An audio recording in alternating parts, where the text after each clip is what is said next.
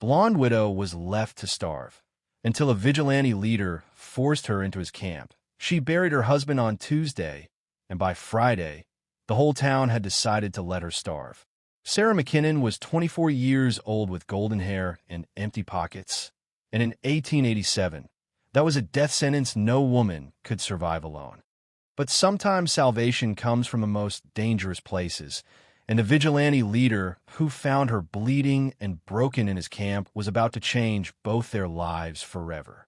The autumn wind carried more than dust across Sarah McKinnon's doorstep that morning. It carried the smell of dying things, the whispers of neighbors who no longer met her eyes, and the terrible weight of 3 days without her husband's voice filling the silence. James had been dead since Monday. The typhoid took him fast, the way it took everything good in Sarah's life, sudden and merciless, leaving her standing in the kitchen with flour-dusted hands and no one left to feed. The preacher said pretty words over the grave about eternal rest and God's mysterious ways, but Sarah heard only the sound of dirt hitting pine boards and the shuffle of boots retreating toward town. By Wednesday, the visitors stopped coming. She pressed her face to the window glass, watching Mrs. Henderson hurry past with her market basket, the same woman who used to linger for coffee and gossip about the banker's wife. Now Mrs. Henderson pulled her shawl tight and quickened her step, as if widowhood might be catching, as if Sarah's misfortune could leap the fence and drag another family down into the dust. The last of their savings sat in a mason jar on the kitchen shelf, 4 silver dollars and some copper pennies that wouldn't buy bread enough for a week. James had been too proud to tell her about the debts, about the doctor bills piling up like storm clouds, about the promises he'd made to keep their little homestead running. She found the papers in his coat pocket, ink-stained reminders that love couldn't pay what they owed. Thursday brought the creditors. They stood on her porch like carrion birds, dark suits and harder faces, hands extended for money she didn't have. The banker, Mr.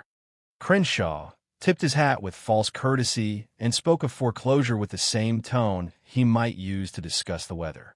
The doctor who'd failed to save James wanted his fee. The general store owner counted every can of beans they'd bought on credit, as if her husband's death had erased every kindness they'd ever shared. "We understand your situation, Mrs. McKinnon," Crenshaw had said, his pale eyes calculating the worth of her furniture, her dishes, the wedding ring still warm on her finger.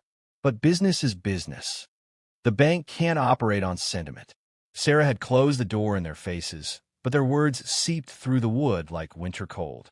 She sat at the kitchen table where James used to read his paper, tracing the grain with shaking fingers, listening to her last hen cluck in the yard. The bird was sick, she could tell by the way it dragged its wing, but it was all she had left of the life they'd built together. When she woke Friday morning, the hen was dead. She buried it beside the vegetable garden, using a wooden spoon because they'd taken the good shovel for debts. The earth felt hard as iron beneath her hands, refusing to give, fighting her like everything else in this godforsaken place. As she patted down the small mound, she realized she was crying, not for the hen, but for everything else.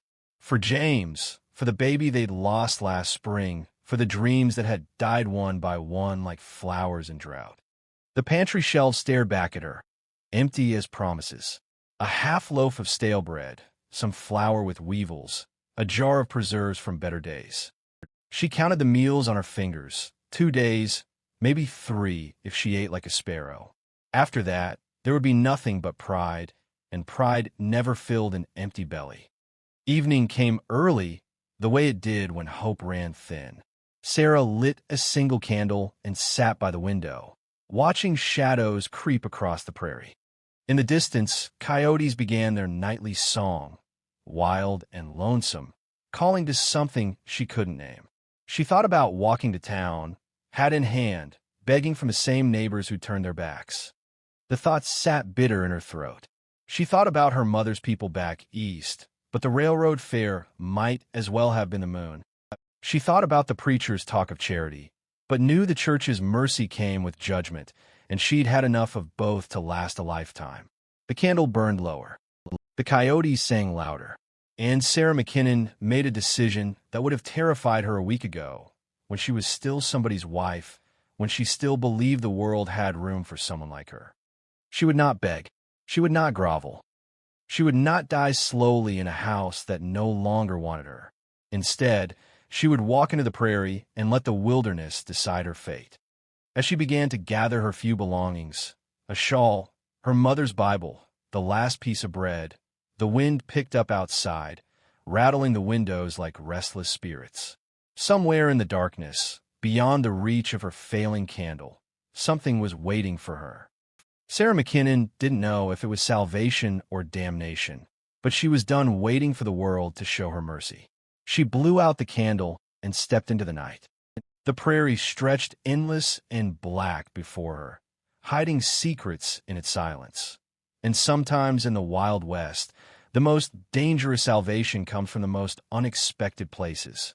She stumbled into the outlaw camp like a ghost from another world, golden hair matted with prairie dust, bare feet bleeding, clutching a Bible to her chest. The vigilante leader looked at her once and knew she was either his salvation or his curse. Sarah's bare feet had been bleeding for miles when she saw the first flicker of firelight through the cottonwoods. 3 days of walking with nothing but creek water and wild berries had left her hollow as a dried gourd, her blonde hair tangled with burrs and her mother's Bible pressed against her chest like armor. The night air cut through her thin dress, and she moved toward that distant flame the way a moth moves toward destruction, knowing it might kill her, but unable to stop. The camp materialized out of darkness like something from a fever dream. 6 men sat around a fire that painted their faces in shades of hell, their horses standing silent in the shadows, saddles still on their backs, as if ready for a quick escape. These weren't drifters or cowhands looking for work. Sarah had heard the stories whispered in church socials about men like these, vigilantes who'd taken the law into their own hands when the law failed, judge and jury wrapped in gun leather and hard purpose. She should have turned back, should have melted into the darkness, and kept walking until the prairie swallowed her whole. But her legs gave out instead, sending her to her knees at the edge of their firelight like a penitent before an altar. The talking stopped. 6 pairs of eyes turned toward her, measuring, calculating, deciding her worth. She saw tobacco-stained teeth, scars that mapped old violence, hands that rested easy on gun butts. These were men who'd forgotten how to be gentle, if they'd ever known. "Well, I'll be damned," one of them said, a thin man with a face like a hatchet. "Look what the wind blew in. Pretty little thing," another added, rising to his feet with the slow grace of a predator. "Been a long time since we had company." Sarah tried to stand, tried to find her voice, but the words stuck in her throat like dry leaves. She clutched the Bible tighter, feeling the worn leather warm against her palms, and waited for whatever came next. That's when he stepped into the light. Jeremiah Kane stood taller than the rest, built like a man who'd spent his life wrestling with hard ground and harder truths. A scar ran from his left temple to the corner of his mouth, pulling that side of his face into a permanent half-smile that held no warmth. His eyes were the color of winter sky, pale blue and merciless, but something flickered there when he looked at her. Recognition, maybe, or memory of something he'd lost. "Leave her be," he said, and his voice carried the kind of quiet authority that made even hard men listen. "Come on, Kane," the thin one protested. "She wandered into our camp." "That makes her mine," Kane finished, the word dropping between them like a stone in still water. "That makes her mine." He walked towards Sarah with measured steps, each footfall deliberate as a heartbeat. When he knelt beside her, she caught the smell of leather and gunpowder, tobacco and something else, sage, maybe, or the prairie wind itself. Up close, she could see that his eyes weren't entirely merciless. Tired, yes. Haunted, certainly, but not without compassion. "Can you stand?" he asked. Sarah nodded, though she wasn't sure it was true. Kane's hand closed around her arm, firm but careful, like a man handling something fragile, and helped her to her feet. Her legs shook like new foal legs, but she managed to stay upright. "When did you eat last?" "Tuesday," she whispered, the words scraping out of her dry throat. Kane's jaw tightened. He looked her over, the torn dress, the bleeding feet, the way she swayed in the firelight, and something hardened in his expression. Not anger at her, but at whatever had driven her to this. "Sit," he commanded, guiding her to a fallen log near the fire. "Collins, give her your blanket. Rodriguez, heat some beans." The men obeyed without question, though Sarah caught the looks they shared when Kane's back was turned. She pulled the offered blanket around her shoulders and accepted the tin plate of food with shaking hands. The beans were tough and oversalted, but they tasted like salvation. She ate slowly, aware that every eye in the camp was on her, waiting to see what their leader would do with his unexpected prize. Kane settled beside her on the log, close enough that she could feel the warmth radiating from his body. He didn't speak while she ate, just stared into the fire like a man reading prophecy in the flames. When she finally set down the empty plate, he turned those pale eyes on her again. "What's your name?" "Sarah." "Sarah McKinnon." "Where's your husband?" "Sarah McKinnon." "Dead." The word came easier now, worn smooth by repetition. "Typhoid took him Monday last." Kane nodded as if he'd expected nothing else. "Family?" "None that matter." "The town?" Sarah's laugh came out bitter as burned coffee. "The town decided I wasn't worth feeding." Something dangerous flickered across Kane's face at that. He was quiet for a long moment, studying her like she was a puzzle he needed to solve. Around them, the other men had gone back to their conversations, but Sarah could feel their attention like heat from the fire. "You can't stay," Kane said finally. The words hit her like a physical blow. She'd known it, of course, had known from a moment she stumbled into their camp that this was temporary mercy. But hearing it spoken aloud made her chest tight with something that might have been panic. "I know," she whispered. "My men aren't saints, Mrs. McKinnon. Hell, most days they're barely human. You're too tempting, and we've been on the trail too long." Sarah nodded, though she wasn't sure where that left her. Back on the prairie, probably. Back to walking until she couldn't walk anymore. But Kane wasn't finished. "There's a town called Perdition Creek, 2 days' ride south. They've got need of a schoolmarm, or so I hear. I'll take you there myself, see you settled proper." Sarah stared at him, hardly daring to believe what she was hearing. "Why would you do that?"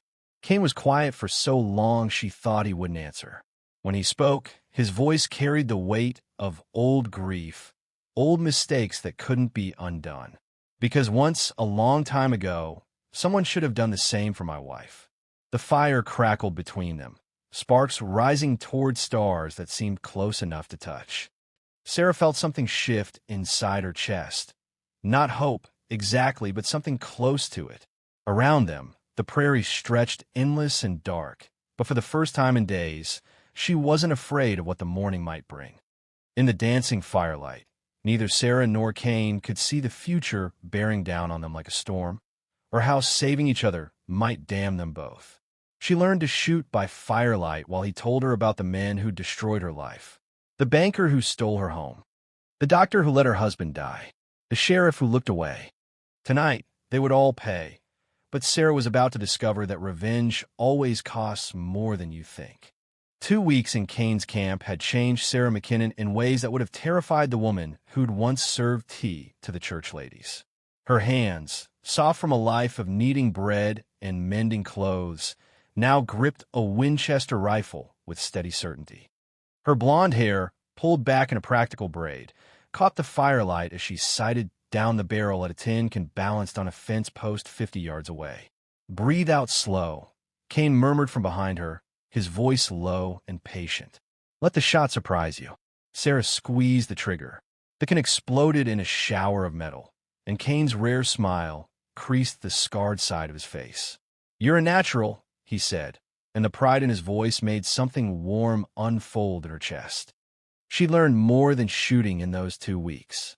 She learned to read the wind for the smell of dust that meant riders approaching.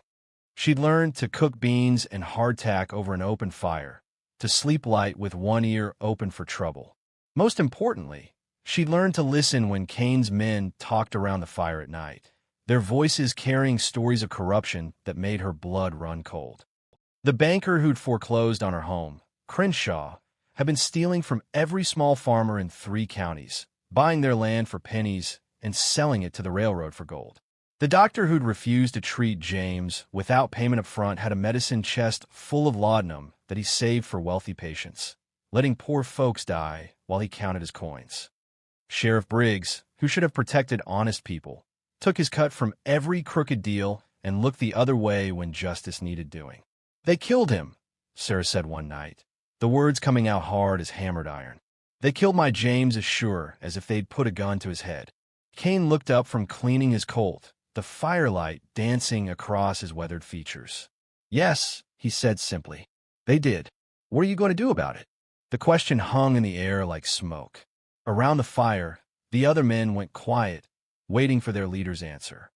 Kane set down his gun and studied Sarah's face, seeing something there that might have been his own rage reflected back at him. "We ride tomorrow," he said finally. "Time those bastards learned what justice looks like." That night, as the others slept, Kane sat beside Sarah on watch duty, their shoulders almost touching in the darkness. The prairie stretched around them like a black ocean, and overhead the stars wheeled in their ancient patterns, indifferent to human suffering. "Tell me about her," Sarah said softly. "Your wife." Kane was quiet for so long she thought he wouldn't answer. When he spoke, his voice carried the weight of old wounds that had never properly healed. "Emma." Her name was Emma. He picked up a handful of dust and let it sift through his fingers. "She was like you in a way. Yellow hair, soft heart, believed the best in people even when they showed her the worst." "What happened?" "Same thing that happened to you, near enough. We had a little spread up north of Abilene. Emma took sick one winter, consumption, and the doctor in town said he could help if we paid him up front. $500, which might as well have been $5,000 to folks like us." Sarah felt her throat tighten. She knew how the story ended. "I sold everything we had," Kane continued, his voice flat as cemetery stones. "The cattle, the horses, her mother's silver, even borrowed against the land. Got the money together, took it to that sanctimonious son of a bitch, and you know what he told me?" Sarah waited. Said he'd change his mind. Said consumption was too far along in a woman like Emma, that his medicine would be wasted on trash like us. Kane's hands curled into fists. "She died 3 days later, coughing up blood while he counted the money I'd paid him for nothing." "Oh, Kane, I killed him," he said matter-of-factly. "Walked into his office the day after we buried Emma and put a bullet through his lying heart. Been killing men like him ever since." Sarah reached out without thinking, covering his fisted hand with her own. His skin was rough as leather, marked with scars that told stories of violence and loss, but it was warm and alive under her touch. "Is it worth it?" she asked. "All this killing, all this anger, does it bring her back?" Kane looked at their joined hands, his pale eyes unreadable. "No," he admitted, "nothing brings her back, but it stops them from doing it to others." "And what about you? What happens to you when there's no one left to kill?" Kane turned his hand palm up, capturing her fingers in his callous grip. "I don't know," he said honestly. "I never thought I'd live long enough to find out." They sat in silence then, two people who'd lost everything finding something like comfort in each other's brokenness. Around them, the night sounds of the prairie whispered secrets. Coyotes calling to their mates, wind through buffalo grass, the distant hoot of an owl hunting mice. Normal sound from a world that had forgotten how to be normal for people like them. "When we ride into town tomorrow," Kane said quietly, "things are going to get ugly fast. These aren't good men we're going after, Sarah. They won't come quiet, and they won't go down easy. I know. I want you to stay back, away from the shooting. Can you do that for me?" Sarah thought about James, wasting away in their marriage bed, while a doctor with medicine to spare counted his blood money. She thought about Crenshaw's cold eyes as he calculated the worth of her grief. She thought about all the other women who'd been left to starve while rich men got richer on their suffering. "No," she said firmly. "I can't." Kane studied her face in the starlight, seeing the steel that had been forged in her by loss and betrayal. Slowly, he nodded. "Then we go together," he said. "God help us both." Dawn was still hours away, but Sarah could already feel it coming. could sense the approaching storm of violence that would wash over the town like flood water, cleaning out the corruption and leaving nothing but blood and ashes in its wake. Beside her, Kane sat solid as a mountain, his presence both comfort and promise of the terrible justice they would deliver. Tomorrow, she would learn whether salvation looked different from vengeance, or if they were just different names for the same dark thing. As the night wind carried the scent of sage and distant rain, neither of them could have imagined that the real test wasn't waiting in the corrupt town ahead, but in the choice between becoming monsters or finding another way to heal. The raid was over in minutes. The corrupt banker, doctor, and sheriff lay dead in the dust. But as Sarah watched a child cry over his father's body, she realized that justice and revenge weren't the same thing.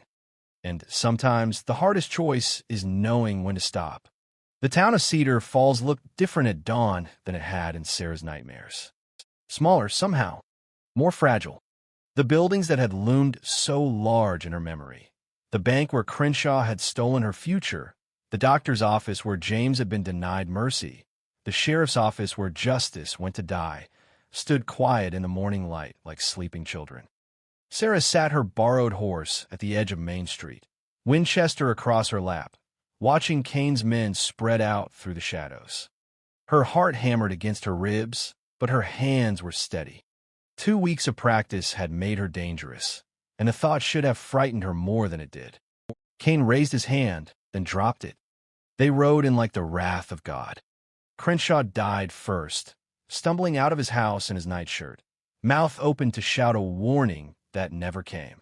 Rodriguez put a bullet through his heart before he could draw breath to scream. The banker crumpled in his doorway, blood spreading across white cotton like spilled ink, and Sarah felt nothing but cold satisfaction. The doctor was next. Sarah had dreamed of this moment for weeks, seeing the man who'd let James die while hoarding medicine like a miser hoards gold. She expected to feel righteous fury when Kane kicked in his door, expected the sight of him cowering behind his desk to fill her with savage joy. Instead, she saw the photograph on his mantelpiece, a woman and 2 small children, smiling at the camera with the innocent trust of people who believe their father was a good man. The sheriff lasted longest. He made it to his gun belt before Collins shot him down in the street, his badge catching the morning sun as he fell. Blood pooled around his head like a crimson halo, and Sarah remembered suddenly that she'd seen him at church sometimes, sitting in the back pew with his hat in his hands. The whole thing was over in minutes. 3 men dead, their corruption ended, their crimes answered. Justice served swift and final, the way Kane had promised. So why did it feel like failure? Sarah slid down from her horse and walked slowly through the aftermath. The townspeople had begun to emerge from their hiding places. Women in nightgowns, children peering around their mothers' skirts, men who'd been too afraid to stand up to the corruption, now brave enough to gawk at its corpse. She stopped beside the sheriff's body and looked down at his face. In death, he looked smaller somehow. Ordinary. Just a man who'd made bad choices until they killed him. "Mama," a small voice said behind her. Sarah turned to see a boy, maybe 7 years old, standing in the doorway of the sheriff's house. His dark hair stuck up at angles, and he clutched a wooden toy horse against his chest. His eyes, the same pale blue as his father's, moved from the body in the street to Sarah's face. "Is Papa sleeping?" he asked. The question hit Sarah like a physical blow. She opened her mouth to answer, but no words came. What could she say? That his papa was dead because he'd been corrupt? That justice had been served? That the world was safer now? All she could see was a little boy who would grow up without a father, the same way she'd grown up without one. The same cycle of loss, spinning on and on like a wheel that never stopped turning. Kane appeared beside her, his face grim with the knowledge of what they'd done. He looked at the boy, then at Sarah, and she saw her own doubt reflected in his eyes. "We should go," he said quietly. They rode out of Cedar Falls as the sun climbed higher, leaving behind 3 graves that would need digging and questions that would never be answered. The prairie opened before them like an endless green sea, and for the first time since she'd walked out of her empty house, Sarah felt lost. They made camp by a creek that evening, the water running clear and cold over smooth stones. Sarah sat apart from the others, watching the sunset paint the sky in shades of blood and gold. Kane found her there as the first stars appeared, settling beside her on the bank with the easy grace of a man who'd spent his life outdoors. "Having second thoughts?" he asked. "Third and fourth ones, too," Sarah admitted. "That little boy, I know. He'll grow up hating us, hating what we did to his father." Kane picked up a smooth stone and skipped it across the water, watching the ripples spread in perfect circles. Maybe. Or maybe he'll grow up to be a better man than his father was. And if he doesn't, if he grows up angry and bitter, looking for someone to blame, then we'll have made another enemy. Kane's voice was matter-of-fact, but Sarah heard the weariness underneath. There's always another enemy, Sarah. Always another wrong that needs righting, another score that needs settling. That's the problem with justice. It never stays balanced. Sarah studied his profile in the gathering dusk, seeing the lines that grief and violence had carved around his eyes. "Is that why you saved me? To have someone to share the weight with?" Kane was quiet for a long moment. When he spoke, his voice was soft as the evening wind. "I saved you because you reminded me of Emma. But I kept you because you reminded me of something else." "What?" "Hope." He turned to face her, his pale eyes reflecting starlight. "You made me remember that there might be something worth fighting for besides revenge." Sarah felt her throat tighten with emotion she couldn't name. "And now, I think maybe we've been asking the wrong question." Kane reached out and took her hand, his fingers warm and strong around hers. "Instead of asking who deserves to die, maybe we should be asking who deserves to live." As if summoned by his words, a coyote began to sing somewhere in the darkness, wild and lonesome, calling to its mate across the empty miles. Others answered, their voices weaving together in a harmony older than human grief, older than the need for revenge. Sarah squeezed Kane's hand and made a decision that would have surprised the woman she'd been a month ago. "I want to go home," she said. "Cedar Falls? No. Home. Real home. Somewhere we can start over, build something instead of tearing it down." Kane studied her face in the starlight, and slowly, something that might have been peace settled over his weathered features. "I don't know how to do that anymore," he admitted. "Don't know how to be anything but what I am. Then we'll learn together." They sat by the creek until dawn, talking about possibilities instead of past grievances, about the future instead of the dead. When the sun rose over the prairie, painting the grassland gold and green as far as the eye could see, they mounted their horses and rode west. Not toward another town that needed their violent brand of justice, but toward the distant mountains where the sky met the earth in perfect blue silence. Behind them, the prairie wind erased their tracks, and the endless grass swayed in patterns that looked almost like forgiveness. Kane's men would go their own way, carrying their anger like a banner into whatever battles waited for them. But Sarah McKinnon and Jeremiah Kane had found something rarer than justice in the Wild West. They had found the courage to lay down their guns and pick up their lives. The prairie stretched before them, vast and clean and full of promise, and for the first time in longer than either could remember, tomorrow felt like a gift instead of a burden. In the distance, a hawk circled high against the morning sky, riding the thermals toward places where the grass grew green and the water ran clear, where a man and a woman might build something lasting from the ashes of what they'd lost. Under that endless western sky, where earth met heaven in perfect harmony, two souls who had known only darkness finally found their way toward the light.